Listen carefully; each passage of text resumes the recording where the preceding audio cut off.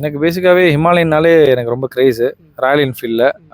ஏற்கனவே Himalayan use பண்ணனால, இப்போ புது ஹிமாலயன் வந்திருக்கு. அத டெஸ்ட் ட்ரைவ் பண்ணி பார்க்கும்போது, எனக்கு இந்த இன்ஜின் புது டைப் இன்ஜின் வந்து ரொம்ப பிடிச்சிருந்துச்சு. ஆனா இத நான் கஸ்டமைஸ் பண்ணி எடுத்திருக்கேன். ஓகே. என்னன்னு பார்த்தீங்கன்னா, ரெகுலர் வண்டியில ம்.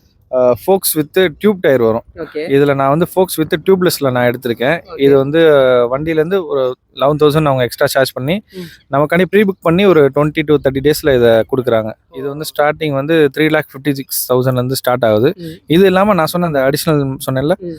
அந்த ஃபோக்ஸ் வீலுக்கு வந்து 11,000 சார்ஜ் பண்ணுறாங்க. ஆனால் இதில் சீட் ஹைட் வந்து 2 ஸ்டெப் அட்ஜஸ்ட் பண்ணிக்கலாம். சரி. ரொம்ப அதிகமான டாப் ஹைட் வந்து 825 mm, அதுக்கு கீழே வந்து 810 mm கொடுத்துருக்காங்க. இப்போ நீங்கள் சிட்டிக்குள்ளே அதிகமாக ட்ரைவ் பண்ணுறீங்க அப்படின்னா அந்த 810ல் வச்சிட்டிங்கன்னா உங்களுக்கு ஹைட்டு மேனேஜபிளாக இருக்கும், வெயிட்டும் சரி. ஆனால் வண்டி கொஞ்சம் ஹெவியான ஃபீல் கொடுக்கும் நீங்கள் சிட்டியில் ஓட்டும் போது.